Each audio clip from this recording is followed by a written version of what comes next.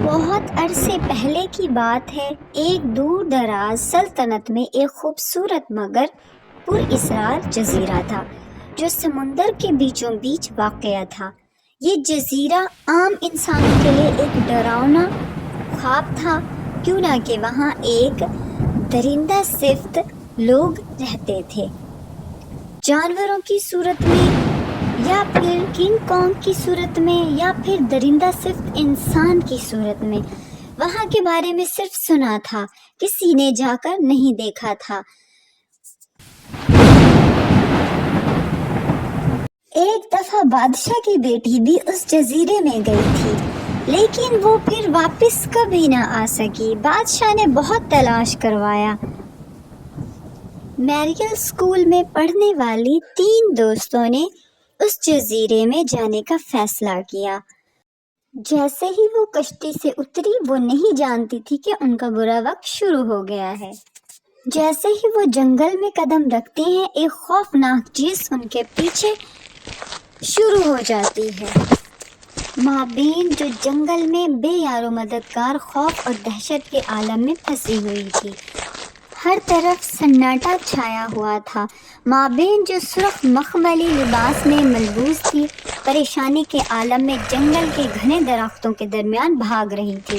اس کے لمبے سیاہ بال ہوا میں لہرا رہے تھے اور اس کے چہرے پر خوف کی پرچھائیاں ناچ رہی تھی۔ پیچھے سے درندہ سخت چیخوں کی گونج سنائی دے رہی تھی، جیسے کوئی بھیانک مخلوق اس کا پیچھا کر رہی ہو۔ آخر کار اس درندہ سخت انسانوں نے مابین کو پکڑ لیا اور مابین بہت پریشان تھی۔ وہ منت کر رہی تھی کہ مجھے جانے دو، خدایا مجھے جانے دو، مجھے بہت ڈر لگ رہا ہے، لیکن کسی نے کچھ نہ سنا۔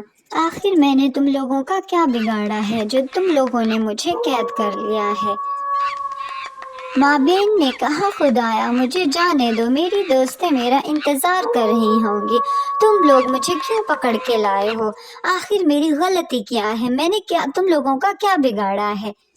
پلیز مجھے جانے دو، خدایا مجھے جانے دو۔ یہاں جو بھی آتا ہے وہ بچ کر نہیں جاتا۔ اتنی ہی دیر میں جنگل سے معروف کی چیخوں کی آوازیں آنے لگی اور اس کے پیچھے بھی درندہ صفت لگ چکے تھے، جو ایک بہت ہی زیادہ خونخوار تھے۔ وہ سب کو اس جھونپڑی کی طرف لے جاتے جہاں وہ انسانوں کا گوشت کھاتے تھے۔ وہ معروف کو بھی وہیں پہ لے گئے۔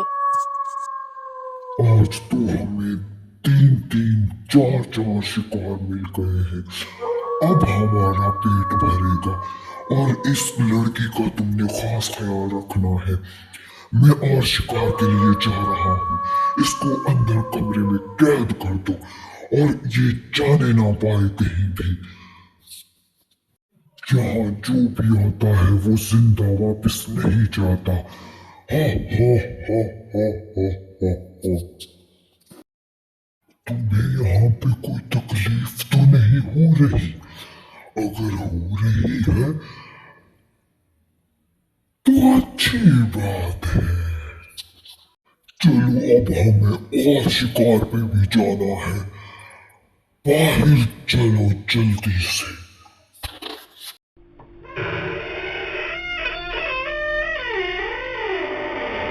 سنو لڑکی، یہاں سے بھاگنے کی کوشش مت کرنا، اور ہم یہاں سے جانے بھی نہیں دیں گے، اور تم یہ بھول جاؤ کہ تم واپس جا سکتی ہو۔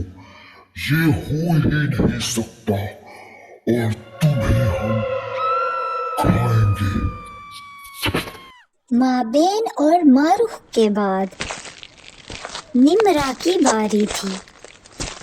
وہ سمجھ رہی تھی کہ اس جھونپڑی میں جا کر وہ اپنی جان بچا سکتی ہے، لیکن اسے معلوم نہیں تھا کہ جھونپڑی میں سب سے زیادہ خطرہ ہے، اور وہ دروازے کے پاس پہنچ کر اندر جھانکنے لگی۔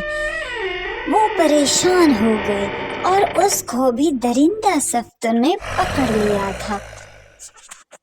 آج تو شکار خود ہمارے پاس چل کے آ رہے ہیں، اب ہم تم لوگوں کو کھائیں گے، और हम तुम लोगों को वापस कभी नहीं जाने देंगे, और भागने की कोशिश भी मत करना। और ये देखो, उन्होंने निम्रा को भी अंदर बंद कर दिया। जैसे ही इसकी नजर जमीन पर पड़ी, इसके जिस्म में खौफ की एक सर्द लहर दौड़ गई। जमीन पर कई इंसानी खोपड़ियां बिखरी पड़ी हुई थी। कुछ पुराने और बोसीदा हड्डियों के ढेर भी पड़े थे। इन पर कहीं कहीं खुश्क खून के धब्बे भी नुमाया थे। ऐसा लगता था जैसे ये जगह किसी खूंखार दरिंदे या किसी मनहूस कुव्वत की जगह है। और वो बहुत परेशान होकर अपनी माँ को पुकारने लगी। देखो मेरी बात सुनो, हम लोगों ने आपका कुछ नहीं बिगाड़ा, न ही हम आपको नुकसान पहुंचाते हैं, इसलिए आप लोगों का इस तरह से हक नहीं बनता कि किसी को भी तुम लोग कैद कर लो। आखिर वो टाइम आ गया था कि उस शहर का सबसे बहादुर और सिपहसालार जो जंगों को फतह कर चुका था, वो उन लड़कियों को रिहा करने के लिए तैयार खड़ा था। उसने अज़म कर लिया था कि वो उनको लेकर आएगा। उसका नाम साइम था और उसका दोस्त उसको दरिया के किनारे छोड़ने आया था। साइम एक बहादुर माइंड के साथ कश्ती में बैठ गया और दरिया के दूसरी तरफ किनारे के साथ अपनी मंजिल पर पहुंचने के लिए तैयार खड़ा था।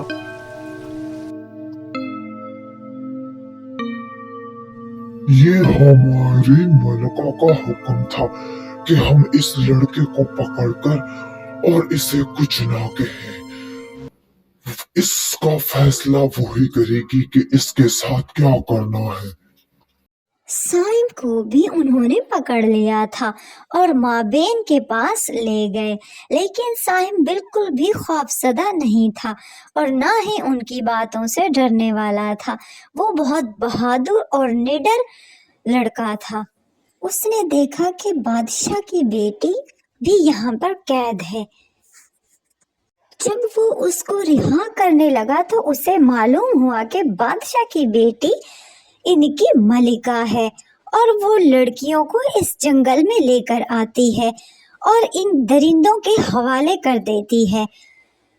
वो चाहती थी कि पूरे जंगल पर मेरी हुक्मरानी हो, सारे लोग मेरी बात माने।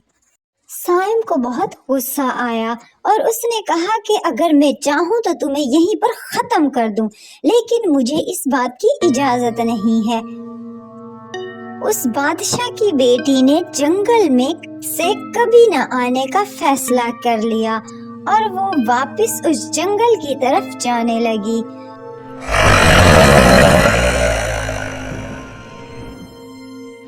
साइम जब उस पर हमला करने लगा तो उसने देखा कि वो लड़की एक भयानक जानवर की शक्ल इख्तियार कर गई थी।